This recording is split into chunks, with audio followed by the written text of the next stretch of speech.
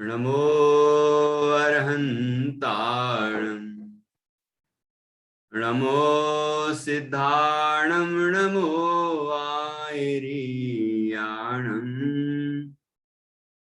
नमो अध्यायाणं नमो लोये सव्यसाहुणम् अर्हन्त सिद्ध साहु तिर्यं जिणधम्म वयण पडिमाहु जिण निलयाय नवदेवा दिन्तु मे बोहि मंगलम भगवान वीरो मंगलम गौतमो गणी मंगलम कुंद कुंदाद्यो जैन धर्मोस्तु मंगलम सर्वमंगल मांगल्यम सर्वे कल्याण कारकम प्रधानम सर्वधर्माणां जैनम जयतु शासनम जैनम जयतु शासनम। श्रीपतिर्भगवान् पुष्यात् भक्तानां वा समीहितं यद्भक्ति शुल्कतामेति मुक्ति कन्या कर गए।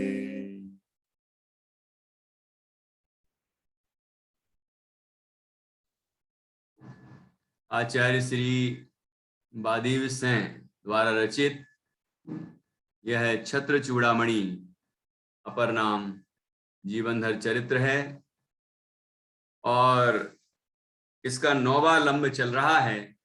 और यहाँ जीवनधर कुमार एक वृद्ध का रूप धारण करके और सुर मंजरी की ओर जा रहे हैं, क्योंकि उनके मित्रों ने और मित्रों में एक विदूषक ने उनको इस तरह की चुनौती दे डाली हास्य और व्यंग्य के माध्यम से। इस सुर मंजरी के साथ विवाह आप यदि करके दिखाएं तो हम माने कि आप महाभाग्यशाली हैं। तो जीवनधर कुमार सुर मंजरी की ओर बढ़े, उनने अपनी युक्ति रची और उनने अपनी युक्ति के अनुसार अपनी जो तीर मंत्र देवता यक्ष ने दिए थे उसके अंतर्गत वेश बदल मतलब जो रूप परिवर्तन नाम का जो मंत्र था उसका प्रयोग किया और उन्होंने एक बहुत ही वृद्ध का रूप बनाया। एकदम जर्जर स्थिति थी और ऐसा उन्होंने रूप बनाया कि किसी को शंका नहीं हो सकती थी कि ये वृद्ध नहीं है। और वह नगर में भ्रमण करने लगा, नगर के चारों ओर।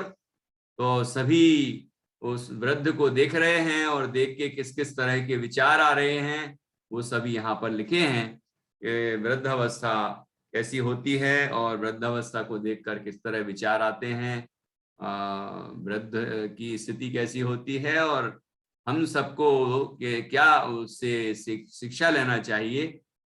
ये सब चीजें, ये सब बातें यहाँ पर बताई गई हैं। तो यहाँ अपन ने पढ़ा था कि वृद्ध का वेशी क्यों बनाया उनने, क्योंकि वृद्ध निश्चय से लोगों के बालक और वृद्ध लोगों के द्वारा बालक और वृद्ध निश्चय से लोगों के बालक और वृद्ध अपराध हो जाने पर भी करुणा के ही पात्र होते हैं। इसलिए उनने वृद्ध का वेश बनाया है, रूप धारण किया है ना, अपनी रूप परिवर्तन नाम के मंत्र के माध्यम से।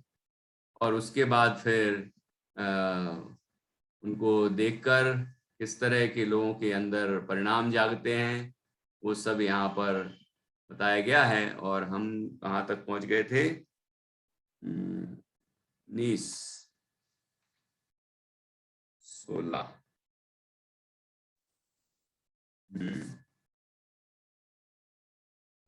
16 15 नंबर का श्लोक ये हो गया। कई लोग वृद्ध अवस्था को देखकर, उस वृद्ध को देखकर संसार से विरक्ति की प्रेरणा ले रहे थे कि ऐसी अवस्था हमारी भी आएगी, और इसलिए उस वह अवस्था आए उसके पहले हमें संसार सागर से पार होने का उपाय कर लेना चाहिए, और भेद विज्ञान कर लेना चाहिए, और साधना आराधना कर लेनी चाहिए, ऐसा विचार आ रहा था। और यह भी समझ में आ रहा था कि ये जो शरीर पर मक्खी के पंख के से भी पतली चमड़ी लिपटी हुई है, तो इसको देखकर हम जो अपने आप को सुंदर मानते हैं, तो वस्तुतः उसके अंदर जो यथार्थ स्वरूप है वह अत्यंत घृणास्पद है, और उसका जो यथार्थ स्वरूप है वो वृद्धावस्था में एकदम स्पष्ट रूप से दिखाई दे जाता है। जब शरीर की स्थितियां वृद्ध मतलब अवस्था रूप होती हैं, वो स्पष्ट दिखने लग जाता है और हमारे भ्रम को दूर कर देता है।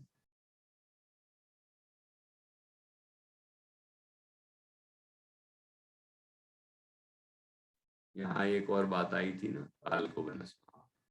महान आश्चर्य और खेद की बात है कि आयु और शरीर प्रत्यक्ष रूप से क्षण क्षण में नष्ट होते दिखाई दे रहे हैं, फिर भी अविवेकी इसे नहीं मानते और काल को ही विनश्वर मानते। इस समय नष्ट हो रहा है ये देखते हैं, लेकिन समय के साथ ये यौवन भी नष्ट हो रहा है इस बात को नहीं देखते, आयु भी नष्ट हो रही है इस बात को नहीं देखते। ऐसे बहुत सुंदर सुंदर श्लोक आए, और यहाँ बताया कि और तो छोड़ो, वृद्ध अवस्था को प्राप्त अपनी माता, जो जन्मदात्री माता है, जो अत्यंत उपकारी है, उसके प्रति भी उपेक्षा का परिणाम आ जाता है जीवों के मन में। तो कहते हैं और तो क्या कहें, वृद्ध अवस्था ऐसी दुखपूर्ण होती है, उसका यहाँ पर वर्णन किया। और अब आगे देखिए, यहाँ 15वां श्लोक यहाँ बताया कि बुद्धिमान और बालकों के इस प्रकार विचार और हास्य को उत्पन्न करता हुआ यह बूढ़ा फिर सुर मंजरी के घर पहुंचा। कहां पहुंचा प्रतिष्ठा? सुर मंजरी के घर पहुंचा। क्या क्या कर रहा था? वृद्धावस्था में जैसी स्थितियां बनती है ना, थोड़ा मजाक भी करते हैं, हंसा भी देते हैं लोगों को, और कोई कोई उनको देख के विरक्त हो रहा है, संसार से वैराग की प्रेरणा ले रहा है, तो कोई मजाक भी कर लेते हैं बुजुर्गों से, है कि नहीं, और वो भी हंसी मजाक कर लेते हैं। तो यहाँ लिखा ना, इस प्रकार विचार और हास्य को उत्पन्न करता हुआ, तो कई लोगों के मन में तो वैराग के विचार उत्पन्न कर रहे हैं, और कई लोग उनको देख देख के हंस भी रहे हैं और उनको छेड़ भी देते हैं, है ना, उनसे बात भी कर लेते हैं और हंसी मजाक भी हो जाती है। कई लोग बुजुर्गों को छेड़ने में ही मजा मानते हैं, ऐसे भी देखे गए हैं। तो ऐसे उत्पन्न करता हुआ वह बूढ़ा व्यक्ति सुर मंजरी के घर पहुंचा। फिर क्या हुआ देखिए, द्वार की रक्षा करने वाली स्त्रियों से पूछे हुए प्रश्न का इस बूढ़े ने अपने आने के कारण को आत्मा के कल्याण के लिए कुमारी तीर्थ में स्नान करने के लिए आया हूं, इस प्रकार कहा। निश्चय से सज्जन पुरुषों का वचन झूठा नहीं होता है। ने क्या बोला है, उसका भले कोई निहितार्थ समझ पाए कि नहीं समझ पाए, है ना, लेकिन बोला तो सही है उनने। क्या बोला है, उस अलंकारिक भाषा में बोला। देखो, कन्या सुरमंजरी के द्वार पर नियुक्त स्त्रियों ने उस वृद्ध से प्रश्न किया, आप यहां पर क्यों आए हो? तब बूढ़े व्यक्ति ने प्रश्न के उत्तर में कहा, मैं कुमारी तीर्थ को प्राप्त करने आया हूं। वास्तव में सज्जनों के वचन असत्य नहीं होते हैं। क्या मतलब है? प्रतिष्ठा की मम्मी ऐसे देख रही, क्या होता है कुमारी तीर्थ को प्राप्त करने आया हूं? अरे मतलब ये कि कुमारी कन्या को प्राप्त करने आया। बोला तो हमने वही है कि सुर मंजरी से विवाह करने आया हूं। लेकिन वो लोग समझ पाए कि नहीं समझ पाए वो अलग बात है। बोला तो उनने वही है कि नहीं। और लिखा आत्म कल्याण के लिए, अपने कल्याण के लिए मैं कुमारी तीर्थ में स्नान करने आया हूं, कुमारी तीर्थ को प्राप्त करने आया हूं, इस तरह यहाँ लिखा ना। तो ये यहाँ निहितार्थ यही है कि वह भले ही वो उनको स्त्रियों को समझ में नहीं आया होगा, लेकिन उस वृद्ध ने जो बोला है बिल्कुल सही बोला है, ठीक है ना। कि वो लिखा ना यहाँ पर, मैं कुमारी तीर्थ अर्थात कन्या सुरमंजरी को प्राप्त करने आया हूं। सज्जन तथा चतुर लोगों की भाषा और भाव समझने की पात्रता हो तभी उनके वचनों का अर्थ समझ में आता है, अन्यथा नहीं आता, है ना। तो बोला तो उनने सही है। तो देखिए क्या कह रहे हैं, इसके अनंतर द्वार की रक्षा करने वाली स्त्रियां भी असंबद्ध या बेतुकी उसकी बात से हंस पड़ी। कि क्या कह रहे हैं ये, कि कुमारी तीर्थ में स्नान करने आया हूँ, कुमारी तीर्थ को प्राप्त करने आया हूँ। वो समझ में तो कुछ नहीं आया उनको, बस मजाक लगा उनको कि मजाक कर रहे हैं कुछ, है ना। तो वो भी हंस पड़ी। निश्चय से अविवेकी पुरुषों को सज्जन पुरुषों का वचन असंबद्ध भाषित होता है। जो अविवेकी हैं, नासमझ हैं, उनको क्या लगता है कि ये जो व्यक्ति बोल रहा है, भले वो सज्जन है, तो उसका वो तो हंसी मजाक कर रहा है नहीं? और बेतुका लग रहा है, असंबद्ध लग रहा है, पता नहीं क्या क्या बोल रहे हैं, कुछ समझ में नहीं आ रहा है क्या बोल रहे हैं, किस संबंध में बोल रहे हैं, ऐसा लगता है। लेकिन उसका निहितार्थ होता है, उसका मर्म होता है, और वह विवेकी लोग ही समझ सकते हैं, अविवेकी व्यक्ति नहीं समझ सकता। आगे देखिए,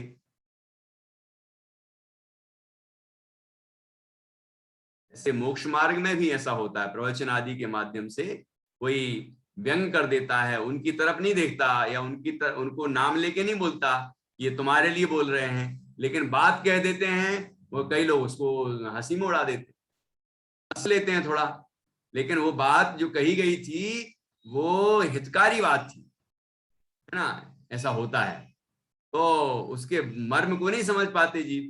जो समझ जाते हैं वो ऐसा समझते हैं ये बात तो ऐसी लग रही है जैसे मेरे लिए कही गई।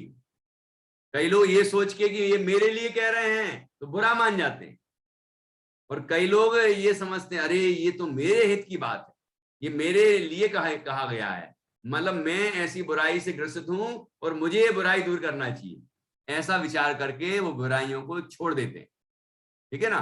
तो यहाँ भी ऐसा हुआ है, यहाँ तो उन्होंने जो कहा कि उसका मर्म वो समझ नहीं पाई स्त्रियां और हंसने लगी, और यहाँ वास्तव में तो उनने जो कहा था वो सत्य ही कहा था। तो देखिए आगे,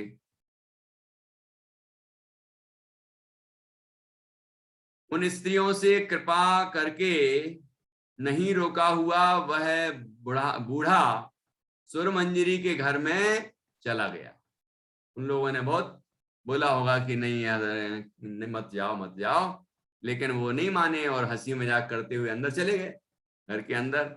अब क्या हुआ होगा फिर, निश्चय से जले हुए बीज की तरह आभा वाले सर्वथा दया रहित जीव कैसे जी सकते हैं।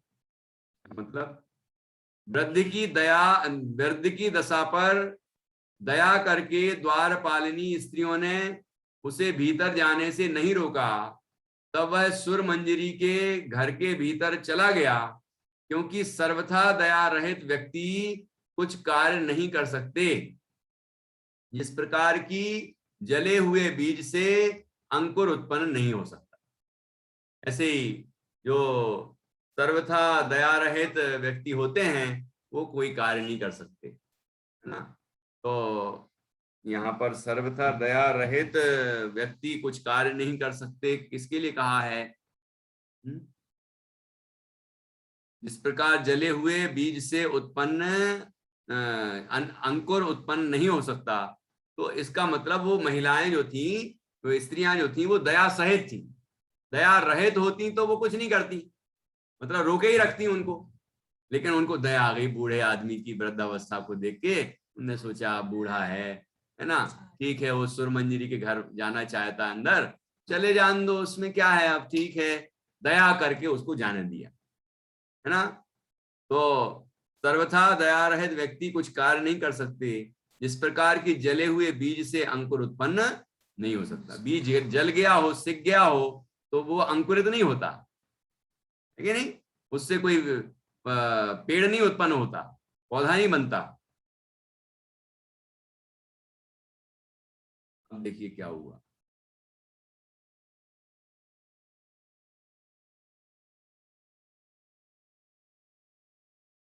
और एक कारण और लग रहा है मुझे वैसे, कि वो वृद्ध व्यक्ति है, उस पर दया करके ठीक है जाने दिया, ये तो कोई मतलब बूढ़ा आदमी है, तो ये तो कुछ परेशान करेगा नहीं किसी को, है ना। उनसे कोई, भले ही वो सुरमंजरी के यहाँ वो युवाओं को तो किसी को प्रवेश ही नहीं करने देते, तो ये बूढ़ा आदमी है, ठीक है, हो आने दो अंदर, है ना, घूम फिर आने दो, मिल आने दो, क्या हो रहा है, ऐसा भी इसका अर्थ हो सकता है। अब देखिए क्या हुआ। फिर द्वार रक्षक सुंदरियों ने भय सहित सुरमंजरी से यह सब बात कह दी कि एक बूढ़ा आदमी है और ऐसा है और ऐसा है, वो अंदर घुस गया, है ना, ये सब बात कह दी। डर के, हैं, डर डर के गई वहां, अरे वो बूढ़ा आदमी है, उसको हम कैसे रोकते, वो तो अंदर आ गया। निश्चय से स्वामी के अधीन नौकर भय और स्नेह की सामर्थ्य वाले होते हैं, उन्हें डर भी लगता है और अपने मालिक के प्रति स्नेह भी होता है ना, उनके प्रति भक्ति भी होती है, तो दोनों चीजें होती हैं। तो वो डर के वहां पर पहुंच गई जल्दी से, और ये भी स्नेह भी कि उनको कोई दिक्कत ना हो जाए, सुरमंजरी को कोई दिक्कत ना हो जाए, परेशानी ना हो जाए, इसलिए इसलिए भी उनकी चिंता भी थी उनको, अपनी अपनी नौकरी की चिंता भी होगी, दोनों बातें होंगी ना। तो भय और स्नेह की सामर्थ्य वाले होते हैं, इसलिए वो वहां पहुंच गई। फिर क्या हुआ।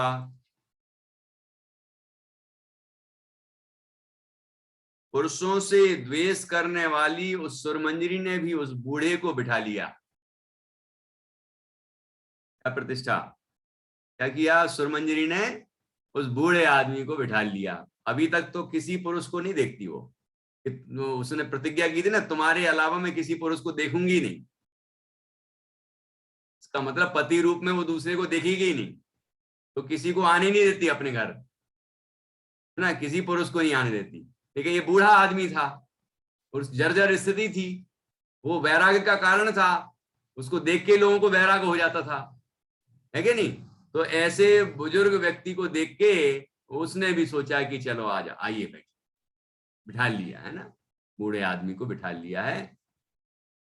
फिर क्या हुआ यहाँ नीति, निश्चय से जीवों के संपूर्ण कार्य होनहार के अनुसार ही हुआ करते हैं, जैसा होने वाला है ना अभी, उसके अनुसार ही ये सारे कार्य हो रहे हैं, और वैसे ही विचार बन रहे हैं, वैसा ही उन्होंने रूप धारण किया, वैसे ही विचार हुए, और वैसे ही फिर वो द्वारपालिनियों ने उनको आने दिया, और फिर उसके बाद सुरमंजरी ने भी उनको बिठा लिया।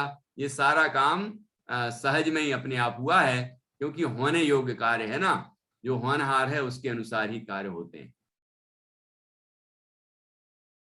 अब देखिए क्या हुआ आगे।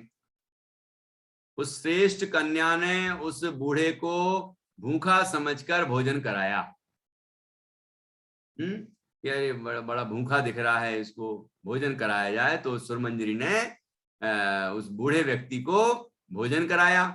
निश्चय से बाहरी वेश भीतरी या अंदर स्वरूप के यथार्थता को जताने वाला नहीं होता है, मतलब बाहर में जो वेश धारण किया है, कि जरूरी नहीं कि व्यक्ति अंदर में भी वैसा ही हो, ठीक है। तो बाहर का रूप, बाहर का वेश अंदर के परिणाम को, अंदर अंतरंग को, अपने मन को प्रकट नहीं करता है। निश्चय से बाहरी वेश सरलार, उस दया पात्र उस वृद्ध व्यक्ति को भूखा जानकर सुरमंजरी ने उसे भरपेट भोजन कराया, क्योंकि बाहरी वेश से भीतर के भावों का परिज्ञान नहीं हो सकता है, ठीक है। इसलिए वो भीतर उसने वो अंदर के भावों को नहीं समझ पाया, नहीं समझ पाई कि ये कौन है क्या है, लेकिन उनने भूखा समझा तो भोजन करा दिया, है कि नहीं। बाहरी वेश से भीतर के भावों का परिज्ञान नहीं हो सकता। तो ये बात कथनचित ही समझना है। वैसे कई बार भूख लगी होती है तो भूखा दिखता भी है तो अंदर में जैसे परिणाम होते हैं वैसे बाहर में भी दिखता है ना। और कोई जीव कोई व्यक्ति है बाहर में तो दिख रहा है और अंदर में वैसा नहीं है, ऐसा भी होता है। जैसे कोई वेश धारण कर लेता है, बाहर में अच्छा वेश धारण कर ले, जैन जिन लिंग को धारण कर ले, लेकिन अंदर में वैसे परिणाम नहीं होते हैं, है ना। तो ऐसा भी होता है, लेकिन ऐसा भी होता है कि अंदर में वैसे परिणाम भी होते हैं और बाहर में वैसा वेश भी होता है, वैसा रूप भी होता है। तो अब ये हमें पहचानने की कला आना चाहिए, है कि नहीं। ये पहचानने की कला हमें आना चाहिए, हमें परीक्षा करना आना चाहिए कि कौन व्यक्ति अंदर से ही वैसा ही है जैसा बाहर से दिख रहा है। ये हमारी समझ होना चाहिए इस तरह की, क्योंकि अभी तो वो सब उसको वृद्ध ही समझ रहे हैं, बूढ़ा व्यक्ति समझ रहे हैं, इसीलिए वो ये नहीं समझ पा रहे कि कौन है। अब देखिए भोजन के पश्चात क्या हुआ, इसके अनंतर वह बुद्धिमान बूढ़ा भोजन करके बुढ़ापे की थकावट से ही मानो किसी सैया पर आराम करने के लिए सो गया। पेट भर गया, भोजन कर लिया, अब थोड़ा आराम करने का मन हुआ तो वहीं सैया पे सो गया था। ठीक है। अब बूढ़ा आदमी है तो भोजन कराया है तो कोई भी दया करके सोचता है यार ठीक है भैया थोड़ा आराम कर लें दो, है। तो ऐसे हुआ। निश्चय से विचार पूर्वक कार्य करने वाले मनुष्य योग्य उत्तम समय की राह देखने वाले होते हैं। कि वो अभी तत्काल थोड़ी बता देंगे कि हम कौन हैं, योग्य समय देखेंगे, मतलब वो वातावरण बनना चाहिए, वो माहौल बनना चाहिए, उस वो योग्य समय को देख के और फिर अपनी बात कहेंगे मन की। अब वो कैसे कहते हैं, वो कैसे पता परिचय होगा, क्या होगा, उसकी क्या युक्ति है, वो अभी देखिएगा आगे। निश्चय से विचार पूर्वक कार्य करने वाले मनुष्य योग्य या उत्तम समय की राह देखने वाले होते हैं। योग्य समय की राह देखते हैं, कब योग्य और अनुकूल वातावरण मिलेगा और अनुकूल अवसर आएगा और वह उसके अनुसार ही वो कार्य करते हैं, ठीक है ना।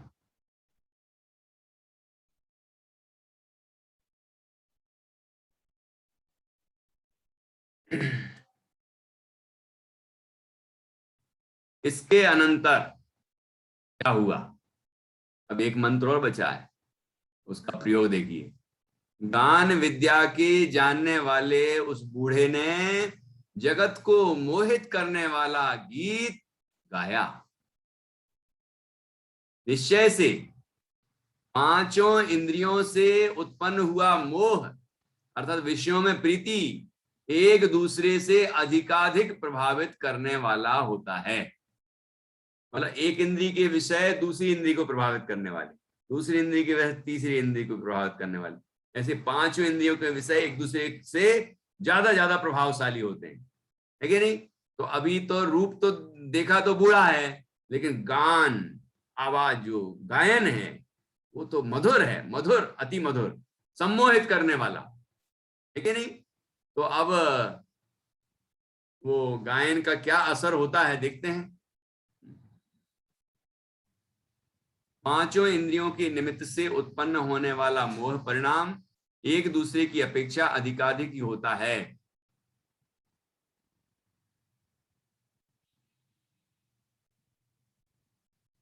उस सुरमंजरी ने गाने की कुशलता से इस बूढ़े को और कार्य करने में भी शक्ति वाला समझा। अब उस सुरमंजरी को लगा ये तो बिल्कुल बूढ़ा आदमी, कितना मधुर गाता है, इतना बढ़िया गा रहा है, हो सकता है इनके अंदर और भी कोई शक्तियां हो, और भी कोई विद्याएं हो, है ना। हम जो चाहते हैं वैसा हमारे प्रयोजन को भी सिद्ध कर दें, क्या पता। तो वो पहुंच जाती है उनके पास। निश्चय से विशेष बात को जानने वाले मनुष्य किसी ना किसी कारण से सत असत बात का निश्चय कर लिया करते हैं। कि जो समझदार लोग होते हैं वो समझ लेते हैं किसी ना किसी उपाय से कि ये व्यक्ति जो है वो क्या कर सकता है क्या नहीं कर सकता, मतलब सही सत असत बात को का निश्चय कर लेते हैं। जो क्या है क्या नहीं है उस बात का निश्चय कर लेते हैं। बुद्धिमान मनुष्य विशेष परिचय के बिना ही किसी न किसी कारण से अन्य मनुष्य की विद्वत्ता या मूर्खता का परिज्ञान कर लेते हैं। ये व्यक्ति ये बुद्धिमान है कि मूर्ख है, कैसा है वो उसके परिचय नहीं हुआ, लेकिन बुद्धिमान है ना, तो वो समझ जाता है कि सामने वाला बुद्धिमान है कि मूर्ख है। तो अब उनको भी लगा कि हो सकता है और भी कई विद्याओं से सुशोभित हो। तो देखिए क्या होता है अब आगे। इसलिए वह सुरमंजरी उस बूढ़े ब्राह्मण से अपने कार्य की परीक्षा करने के लिए भी आदर युक्त हुई। उसको जो काम है उसका जो प्रयोजन है उसको सिद्ध करने के लिए वो बड़ा आदर करने लगी उस वृद्ध व्यक्ति का। निश्चय से देहधारियों को स्वभाव से ही अपने कार्यों में तत्परता हुआ करती है। मतलब जो काम करना चाहता है व्यक्ति वो सोचता है ऐसे होगा क्या, ऐसे होगा क्या, इस व्यक्ति के माध्यम से होगा, इस तरह से होगा, ऐसा सोचता रहता है। उसमें उत्साह रहता है, जैसी संभावना बनती है हाँ ऐसे हो सकता है, इस व्यक्ति के द्वारा हो सकता है, बस उसके हिसाब से वो अनुकूल प्रवर्तन करने लग जाता है। तो ऐसा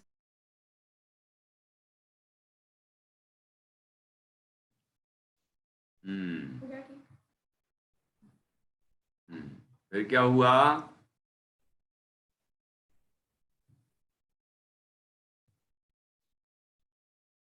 उस सुरमंजरी ने गाने के सदृश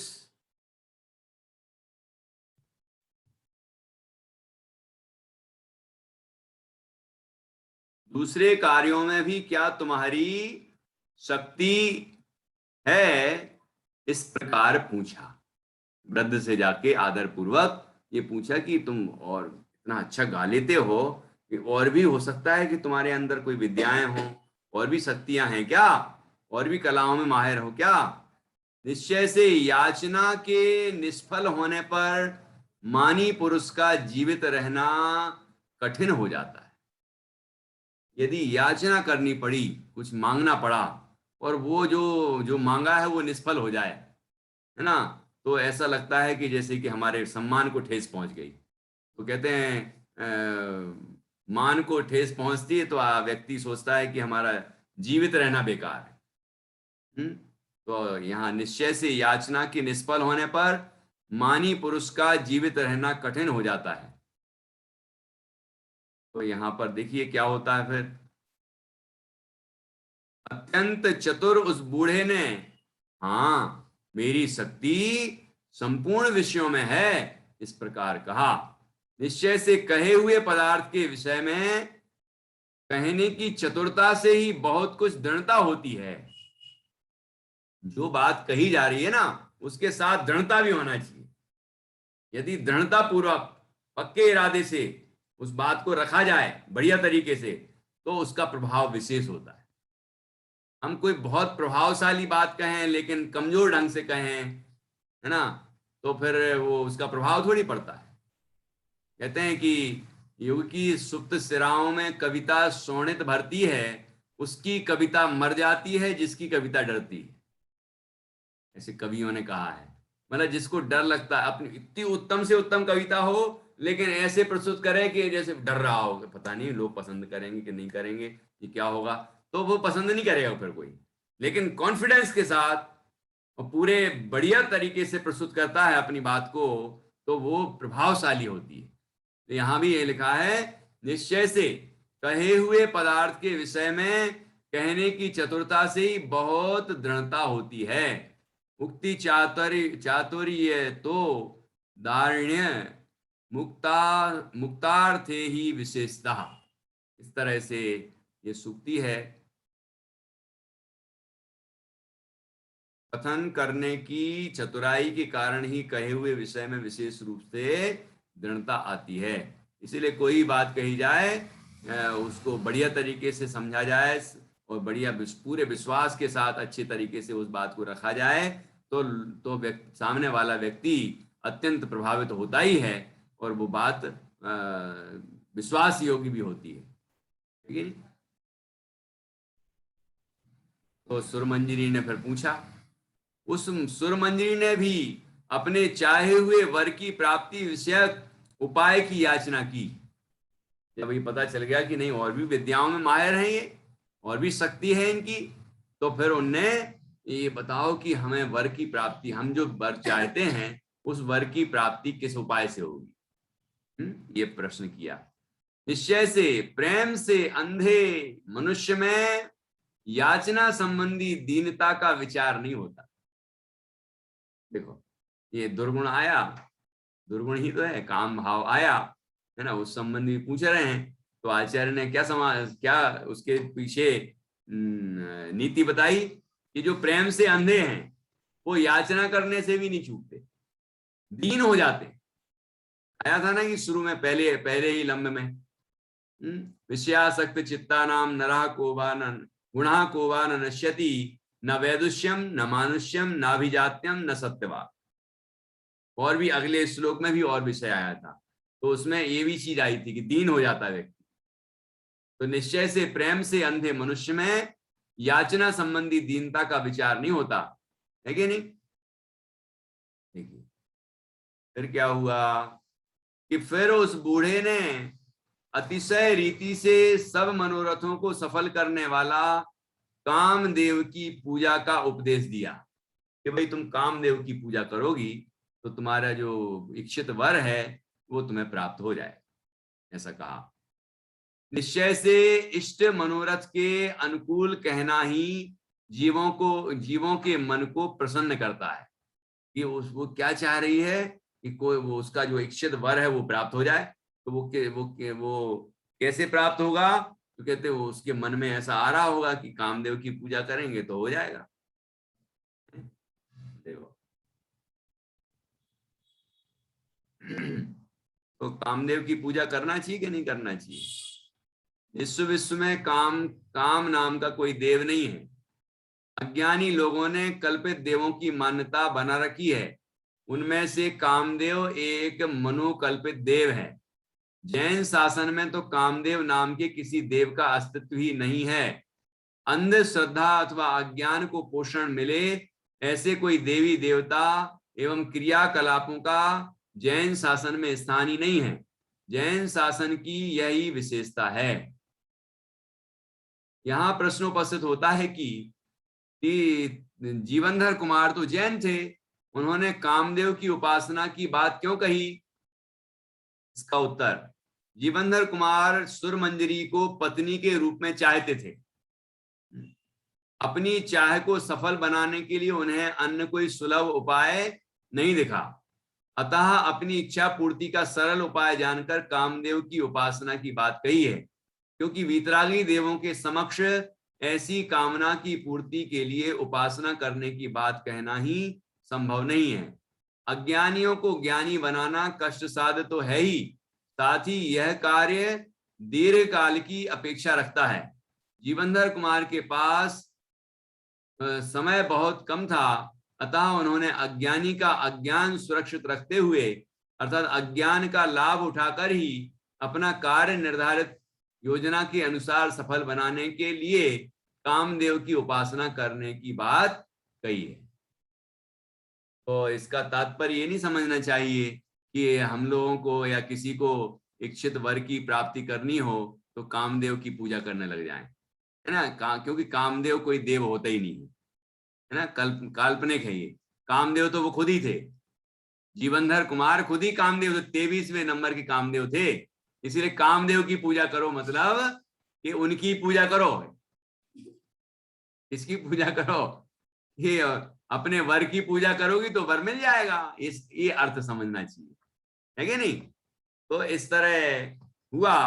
अब सुरमंजरी की मनोदशा देखिए क्या हो। उस सुरमंजरी ने अपने मनोरथ को अपने हाथ में आया हुआ समझा और उसे लगने लगा कि अब तो मैं ये करने वाली हूं और बिल्कुल मेरा मेरा इच्छित वर मुझे मिलने ही वाला है।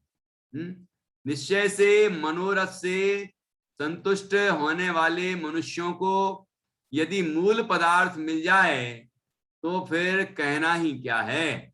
उन्हें ऐसा पता चल जाए कि यही उपाय, पक्का उपाय मिल जाए, तो ऐसा लगता है जैसे कि जो मनोरथ है वो सफल ही हो गया, वो पदार्थ जैसे हाथ में ही आ गया है, जो हम चाहते हैं वो मिल ही गया, समझ लो, ऐसा लगने लगता है ना। जो उपाय है वो मिल जाए, उस पर विश्वास हो और वो उपाय करता है जीव, तो ऐसा समझता है कि जैसे कि वो चीज उपलब्धि हो गई है।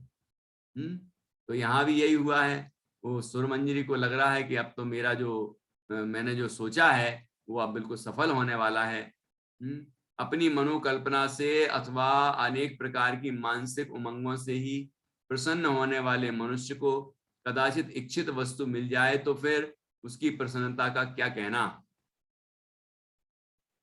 फिर यह बूढ़ा ब्राह्मण निश्चित किए हुए कामदेव के मंदिर में उसको ले गया। जो उनने सोचा हुआ यहाँ लेके आना है, युक्ति है उनकी, पूरी योजना है, यहाँ लाएंगे फिर ये करेंगे फिर क्या करेंगे, किस तरह उसको उसके मन के विचारों को लाएंगे, वो देखिए अब आगे। निश्चय से विचार पूर्वक कार्य करने वाले पुरुषों के कार्य में हानि कैसे हो सकती है। वो पूरा विचार करके काम कर रहे हैं, पूरा योजनाबद्ध तरीके से काम कर रहे हैं, तो वो उनका कार्य असफल कैसे हो सकता है। कार्य में सफलता तो मिलनी ही है। देखिए फिर क्या होता है। उस कुमारी ने जीवनधर कुमार की प्राप्ति होने की इच्छा से कामदेव से प्रार्थना की। निश्चय से जन्म जन्मांतर से बंधे हुए राग और द्वेष नाश नहीं होते हैं। वैसे तो इसी जन्म में भी उनने ऐसा विचार किया था सुरमंजरी ने कि जीवनधर कुमार के अलावा किसी पुरुष को नहीं देखूंगी, ना पति रूप में नहीं देखूंगी। और आपको पिछले भाव का भी अभी बताया जाएगा 11वें पर्व में, 11वें लंब में, कि ये जो 8 शादियां होंगी इनकी, ये इनका पूर्व जन्म से क्या नाता है ना, वहां वहां पढ़ेंगे अपन। तो यहाँ देखिए, यहाँ तो ये नीति बताई है कि निश्चय से जन्म जन्मांतर से बंधे हुए राग और द्वेष नाश नहीं होते हैं, ठीक है नहीं। इसलिए उनके जो पूर्व का संस्कार होगा उसके अनुसार उनका विवाह तो जीवनधर कुमार से होना ही था। तो वैसे ही सारी युक्तियां बन रही हैं, वैसी योजना बन रही है और वो सफल भी होती जा रही हैं। क्या प्रार्थना की कामदेव से, हे देव आपके प्रसाद से मुझे जीवनधर कुमार पति के रूप में प्राप्त हों। तो देखिए क्या होता है। उस समय उस श्रेष्ठ कन्या ने, तूने अपने वर को प्राप्त कर लिया, इस प्रकार बुद्धि सैन से कहे हुए वचन को कामदेव का वचन समझा। इसने कहा था ये बुद्धिसेन कौन है, वो बूढ़े का नाम क्या था, बुद्धिसेन है। तो उस बूढ़े उसने क्या, जैसी इनने कामना की यहाँ, अब देख तो रही है वो कामदेव की तरफ, और यहाँ बूढ़े की तरफ तो नहीं देख रही है। तो बूढ़े ने क्या बोला, बूढ़े ने बोला कि अब तो ये समझ लो कि तुमने वर प्राप्त कर लिया, तुमने कामना की ना यहाँ के, मतलब तुम्हें सफलता मिल गई। निश्चय से स्त्रियों का मूढ़ता ही आभूषण है। क्या कह रहे हैं आचार्य। निश्चय से स्त्रियों का मूढ़ता ही भूषण है, आभूषण। ये मूर्ख बन जाती है, कोई मूर्ख बना दे तो जल्दी बन जाती है, ऐसा कह रहे हैं ऐसा। देखो मूर्ख बन गई कि नहीं सुरमंजरी, बुद्धू बन गई क्या। अरे अच्छा, कामदेव ने कहा, जवाब दिया, मैंने जैसे कहा कि मुझे जीवनधर कुमार वर के रूप में प्राप्त हो, तत्काल वहां से आवाज आई कि ये समझ लो कि तुमने अपना वर प्राप्त कर लिया। तो फिर क्या हुआ देखिए।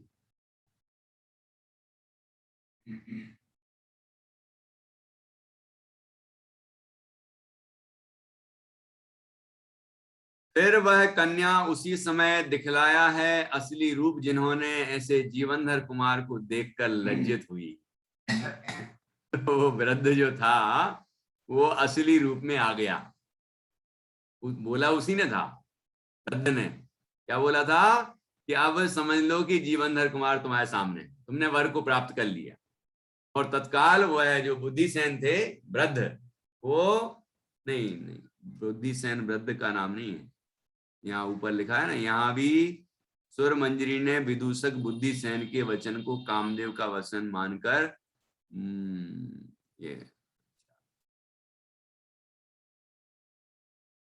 ये बुद्धिसेन वो विदूषक का नाम है। तो चलते हैं वापस। हाँ वहां लाए हैं ना, ये सोच समझ के उस मंदिर में ही लाए हैं, तो वहां कुछ योजना होगी देखिए।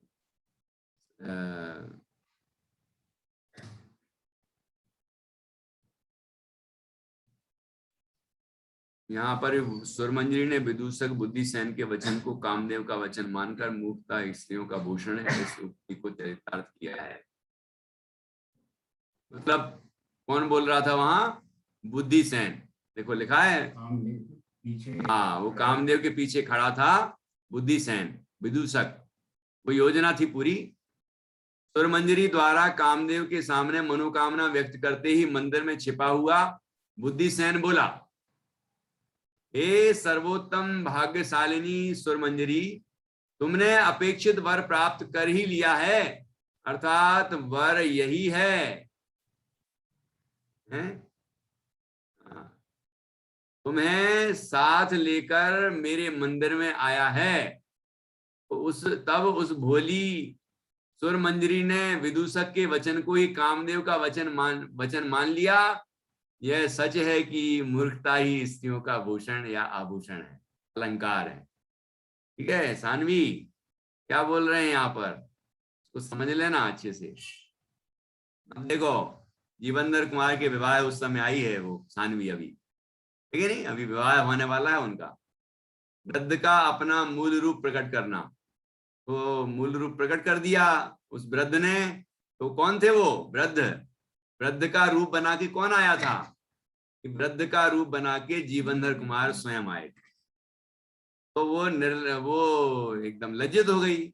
निश्चय से लज्जा रहित पुरुष दयाहीन पुरुषों की तरह जीते हुए भी मरे हुए के समान कल्पना किए जाते हैं, माने जाते हैं।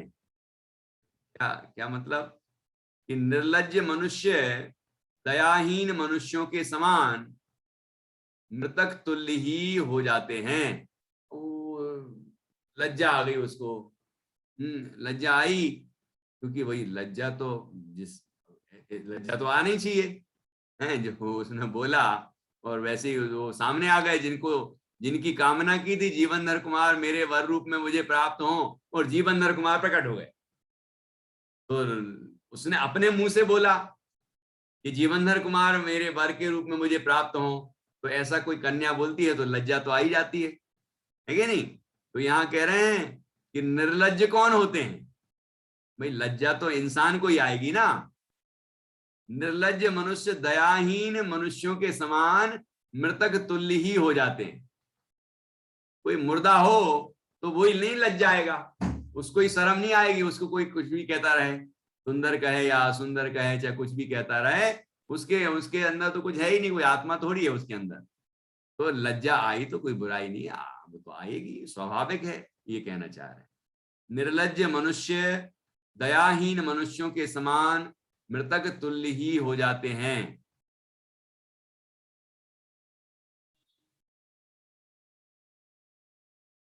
देखो ये यहाँ दृश्य बना दिया है, तो आप भी देख लीजिए।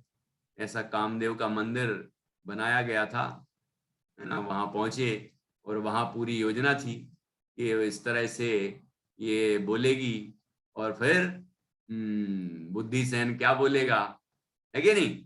और बुद्धिसेन ने बोला, और उसके बाद जीवनधर कुमार जो वृद्ध के रूप में थे, दिख रहे हैं वृद्ध आगे, है ना, वृद्ध के रूप में थे, और जीवनधर कुमार असली रूप में प्रकट हो गए।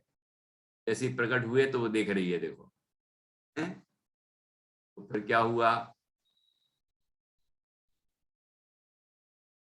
वहां उन जीवनधर कुमार ने भी पति कृत्य प्रेमालापादि द्वारा उस स्त्री को अत्यंत संतोषित किया। अच्छे से अच्छी बढ़िया बात की, बढ़िया अच्छे वार्तालाप हुआ, है ना। तो वो संतुष्ट हुई, उसको लज्जा तो आई नहीं थी, लेकिन इनने अच्छे तरीके से उससे बातचीत की तो सामान्य रूप से वो बात करने लगी। निश्चय से स्त्री पुरुष के एक सा प्रेम होने पर संसार भी सार रूप हो जाता है। कल भी आया था इस तरह का विचार, है कि नहीं, कि दोनों के मन में एक सा भाव हो तो ये संसार भी सार रूप लगने लग जाता है। तो ऐसे ही दोनों, ये जीवनधर कुमार और सुर मंजरी, दोनों के एक से विचार मिल गए, है ना। दोनों के हृदय में एक दूसरे के प्रति प्रेम था, इस कारण से संसार भी उनको सारभूत लगने लगा। ये सब राग के कारण बताया है ना।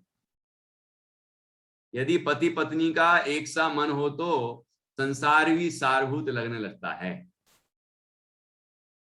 फिर क्या हुआ देखिए, अब पूरे ही हो जान देते हैं, दो तीन थोड़ा सा रह गया, आधे श्लोक रह गए होगा। तो सानवी, अब जीवनधर कुमार का विवाह उत्सव हो रहा है ना, उसमें शामिल होना है।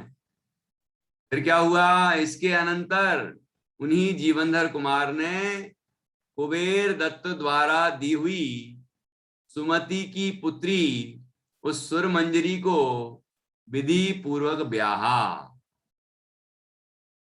ठीक है, ऐसा नहीं कि वहीं विवाह कर लिया, पति क्या मियां बीवी राजी तो क्या करेगा काजी, वो हमारी कथा नहीं है ना, हमारी हमारी वो कहावत नहीं है वो, है यहाँ तो बाकायदा फिर वहां संदेश पहुंचा, मतलब पिताजी माँ पिताजी जो भी थे उनके, उनके बाद पास बात पहुंची, फिर दोनों मतलब इस तरह से विवाह संपन्न हुआ।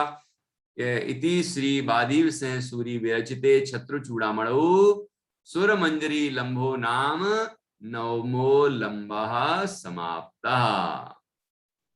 इस तरह से ये नौवा लंब यहाँ पर पूरा हुआ। इसमें हमने क्या क्या सीखा कि ये वृद्धावस्था का पूरा वर्णन किया गया है, और वृद्धावस्था को देखकर क्या क्या विचार आते हैं, और वृद्धावस्था कैसी होती है, और वृद्धावस्था सभी के जीवन में आएगी, तो हमें उस वो अवस्था आए उसके पहले किस तरह तैयारी करना चाहिए, क्या करना चाहिए हमें, कैसे हमें भेद विज्ञान का, तत्व ज्ञान का विचार करना चाहिए, अपने आप को उस अवस्था के समय जो जो होने वाला है उसको सहन मतलब उसका सामना करने के लिए अपने आप को तैयार करना चाहिए। उसके बाद फिर मृत्यु भी होती है, आयु भी पूरी होगी, तो उसके लिए भी अपने आप को तैयार करना चाहिए। तो ये सबके जीवन में आएगा। जो जो जीता रहेगा तो वो बूढ़ा भी होगा, है कि नहीं, और बूढ़ा होगा तो उसके बाद फिर बुढ़ापे के बाद फिर आयु भी पूर्ण होगी, वो तो सबका ही होना है। तो इस तरह से यहाँ पर संसार की असारता का भी वर्णन किया है इस पूरे इस अध्याय के अंदर, 9वें लम्ब के अंदर। और इसके साथ साथ उस वृद्ध की जो चतुराई है, उसकी बुद्धिमत्ता है ना, उसका वर्णन भी किया। वो वृद्ध कौन थे, जीवनधर कुमार ने ही वृद्ध का रूप धारण किया था। जो यक्षेंद्र ने उनको 3 मंत्र दिए थे, उसमें से एक मंत्र था रूप परिवर्तन। तो उनने उस मंत्र के प्रयोग से वृद्ध का रूप बनाया था। और क्योंकि सुर मंजरी के घर में कोई युवा व्यक्ति तो प्रवेश कर ही नहीं सकता था, उसने एक प्रतिज्ञा की थी कि मैं जीवनधर कुमार के अलावा किसी पुरुष को देखूंगी ही नहीं। तो कोई भी युवा उनके घर में प्रवेश कर ही नहीं सकता था। तो ये वृद्ध का रूप बना के गए तो सबको दया आ गई, अरे यार बूढ़ा आदमी है, चलो अच्छा ठीक है आ जाओ। तो अंदर चले गए, फिर वो वहां सुरमंजरी के पास पहुंचे तो सुरमंजरी ने भी कहा कि बैठिए, और उसके बाद फिर भोजन कराया। फिर उनने आराम करने के लिए इच्छा प्रकट की, तो वहां सैया पर सो भी गए। फिर उसके बाद बढ़िया मधुर कंठ से जो गायन किया, तो सुरमंजरी ने सोचा अरे ये बूढ़ा आदमी तो बहुत गुणवान है, तो ऐसा हो सकता है कि और भी गुण हो इनमें। तो वो फिर उसके बाद क्या हुआ कि वो पूछने गई कि हाँ हाँ, हमारे पास तो और भी कई विद्याएं हैं, और भी शक्ति है, आप पूछो क्या करना है ना, क्या पूछना है। तो उसने उपाय पूछ लिया कि मैं अपने इच्छित वर को कैसे प्राप्त कर सकती हूँ। तो उपाय बता दिया, जो उनकी युक्ति थी और जिस तरीके से उनने योजना बनाई थी उसके अनुरूप वो उस मंदिर में ले गई, और वहां पर छिपा हुआ था उनका मित्र विदूषक बुद्धिसेन।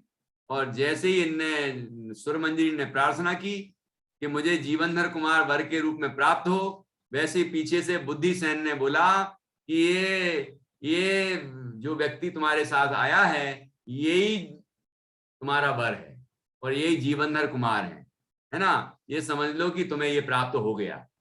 और तत्काल जीवनधर कुमार ने वृद्ध का रूप छोड़ा और अपने असली रूप में आ गए। जीवनधर कुमार कामदेव थे, वो प्रकट हो गए, है कि नहीं।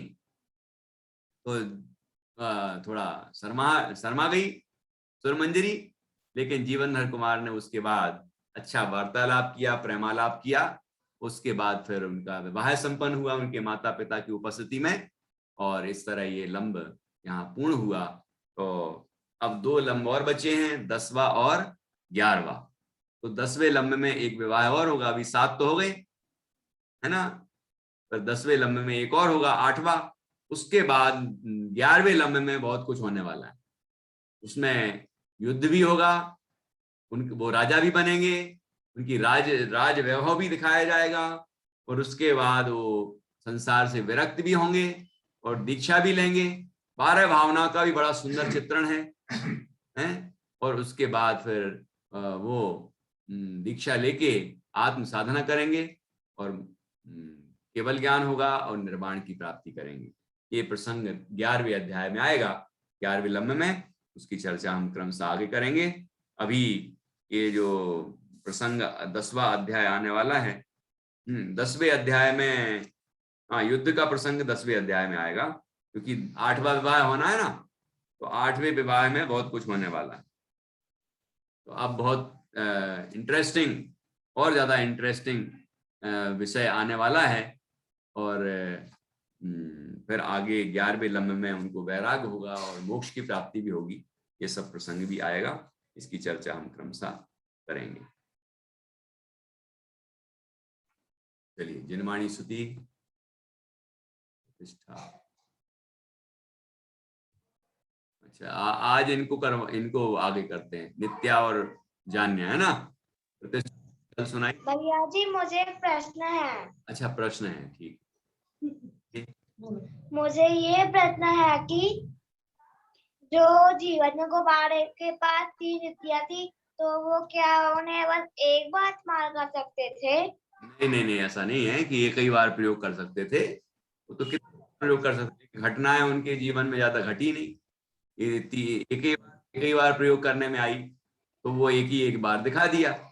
लेकिन और बार कोई जरूरत थी, मान लो किसी को और जहर चढ़ा होता अपने, या किसी विषैले जंतु ने काट लिया होता, तो उसका भी वो जहर उतार देते। लेकिन ये तो मुख्य घटना कि उनका विवाह भी हुआ, तो उसकी भी घटना बताई।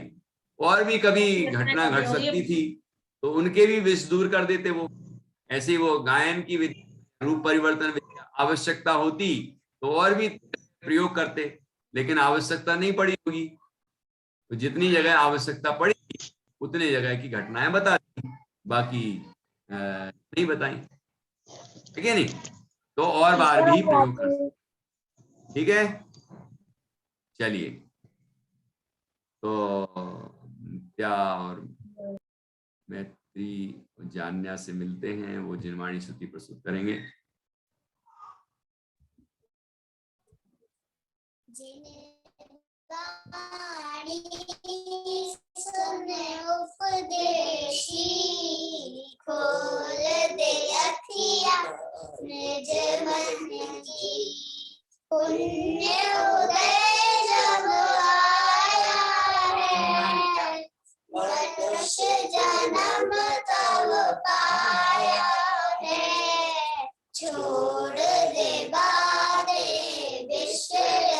की, खोल दे अखियाँ निज मन की, मात पिता सुत नारी है, जग मतलब की यारी है, झूठी ममता भरी गंध की, खोल दे अखियाँ निज मन की, शांति आत्म ज्योति जगाओ, मोह के को दूर भगाए, शरण गहो प्रभु चरणन की, खोल दे अखियाँ निज मन की, जय नवाणी सुन उपदेशी, खोल दे अखियाँ निज मन की। अलसांग जिनवाणी माता की जय। महान जिन धर्म की जय हो, जय हो। सभी 9 बार नमोकामंत्र के माध्यम से पंच परमेश जी का इसमें